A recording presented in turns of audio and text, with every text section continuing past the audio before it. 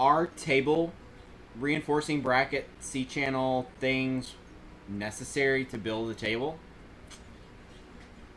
That's what we're going to talk about today.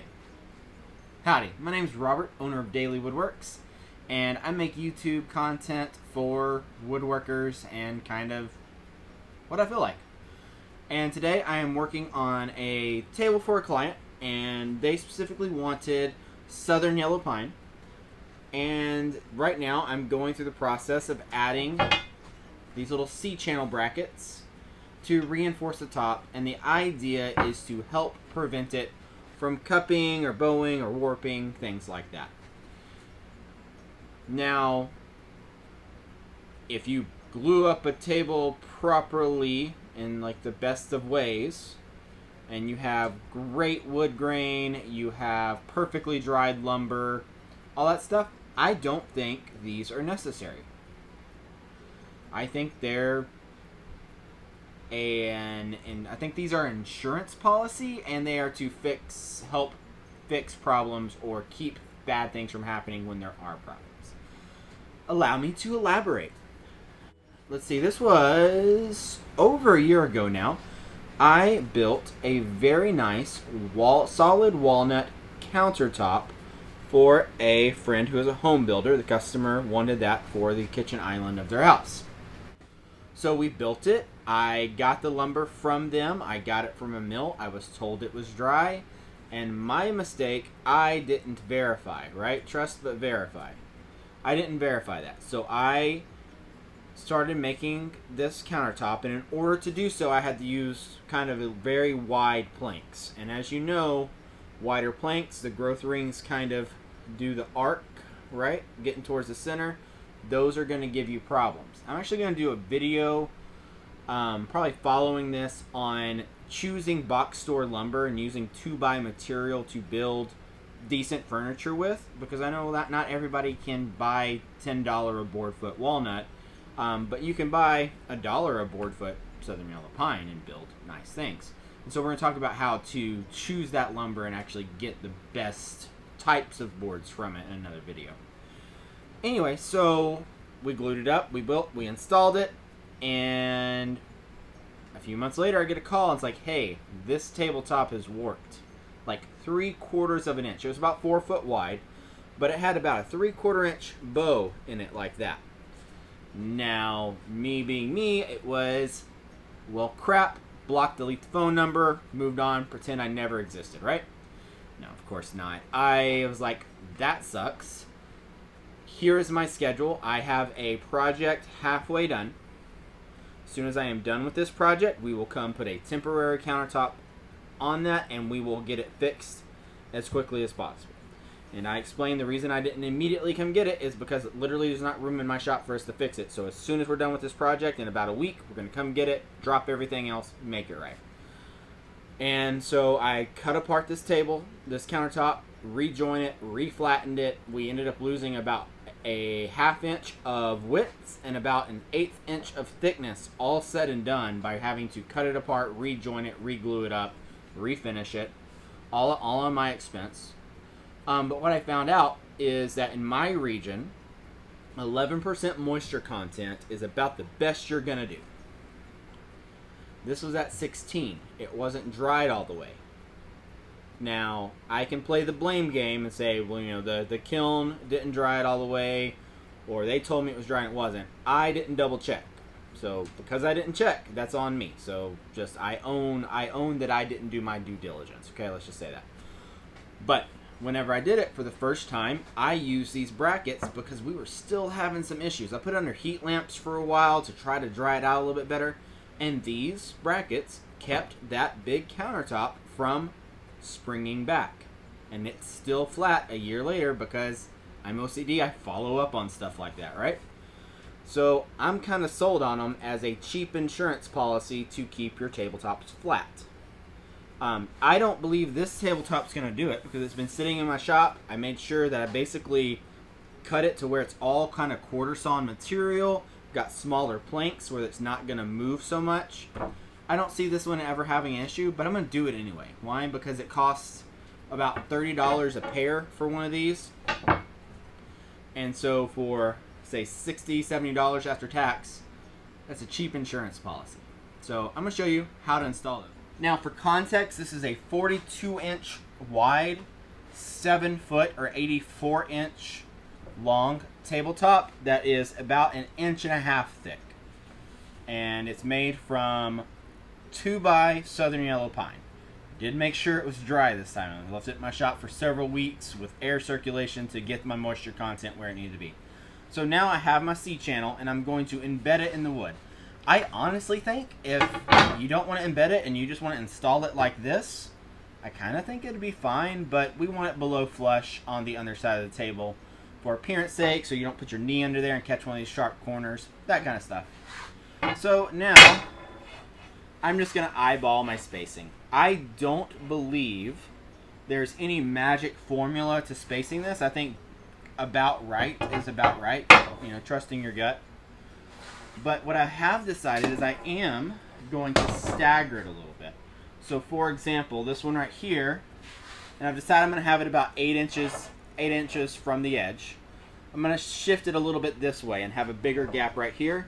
This next one I'm going to shift a little bit further towards me. And then the third one have going towards the camera a little bit more, and this final one coming that way. Will that make a difference? I don't really think so, all said and done, but it makes me feel better, so I'm going with what makes me feel good right now. Okay, so that looks about right. I'm not even going to measure this. Now, if you have a track saw and a TSO square on it, you can use that as your nice straight edge to get it aligned. I think that's about right. And I was shooting for about 8 inches from the edge. So, hey, look at that. You do stuff long enough, you can start eyeballing pretty good. So, yep, that's about 8 inches from the edge. That's perfect. It's skewed that way a little bit. I want to leave about 1.5 inches, 2 inches of meat of wood over here on this edge. And all I'm going to do now is trace it. So, this lid, trace it. Right there, okay. That's traced. Oop, I gotta do this edge now. And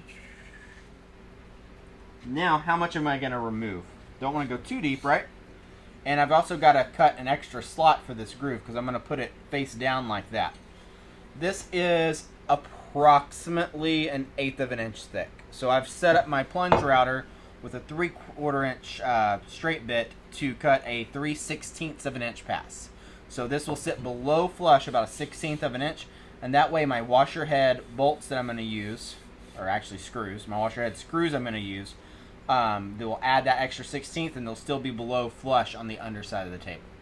I think that'll just look nice if ever it's looked at. Doubt it will be, but that's what I want to do. I've got my straight edge in this part, my track clamped down.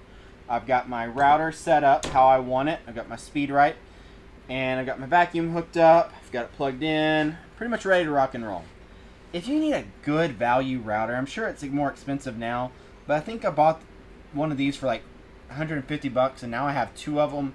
I love this router. I have 2 of them now. Okay. So I'm going to come over the edge first because I want to cut on the climb cut so it doesn't pull away. I want to pull into the track if possible. And let's get started.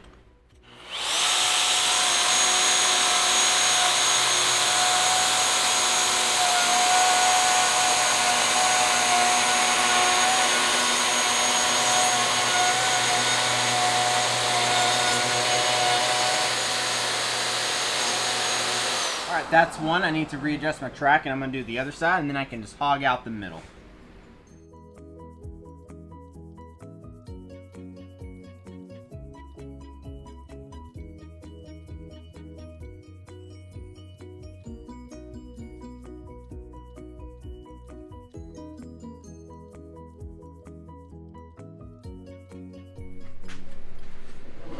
So I used my big 3/4 inch bit to hog it out.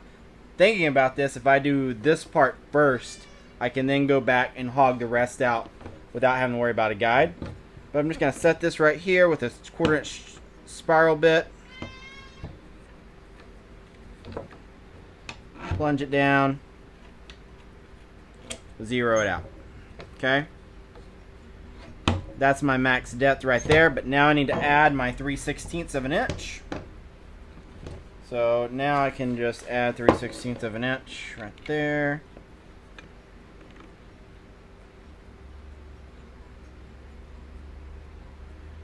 And I'll do about 3.5/16.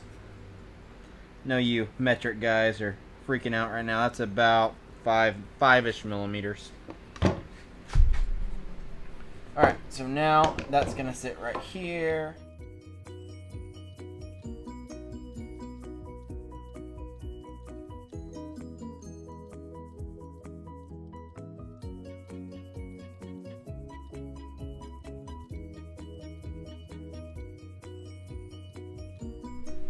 Alright, got my slot made. Got the track. Let's test it.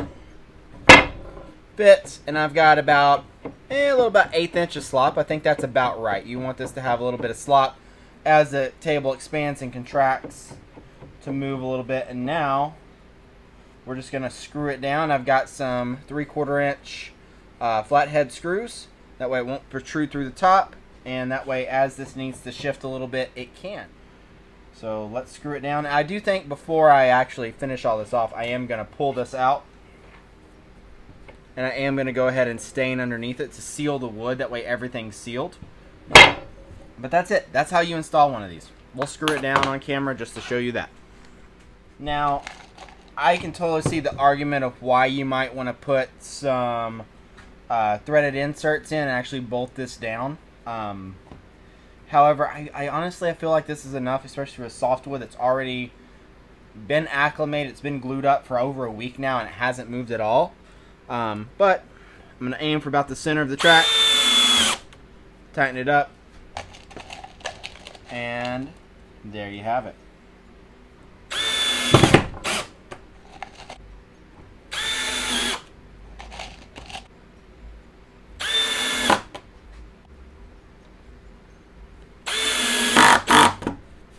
There we go.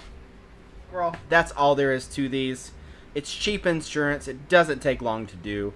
It took me longer to set up my camera equipment than to do this right here. So if you're going to build tables, just go ahead and put them in there. So that's it. I still need to do others, but you get the general idea, and I don't need to make this video that long. So there's a strong argument that these aren't going to help. In my experience, they do help. They help hold things flat that might not otherwise stay flat. Obviously, there comes a point to where the lumber is just going to rip itself free of whatever bolts you put down, if it's really bad. But sometimes you have that little spring in a tabletop that came out of nowhere that you can just kind of put a hand pressure on and it takes that out. I think these are perfect for that. Now, for something super bad, kind of like that tabletop before I fixed it, probably these wouldn't have prevented that from happening. So, there you go. I'm going to do it. If you don't want to do it, don't do it. But I'm going to do the rest of this off camera. Thanks for watching. If you liked the video, like it. Give me a subscribe. And next video up is going to be on how to kind of choose the best 2x12 material to build furniture out of.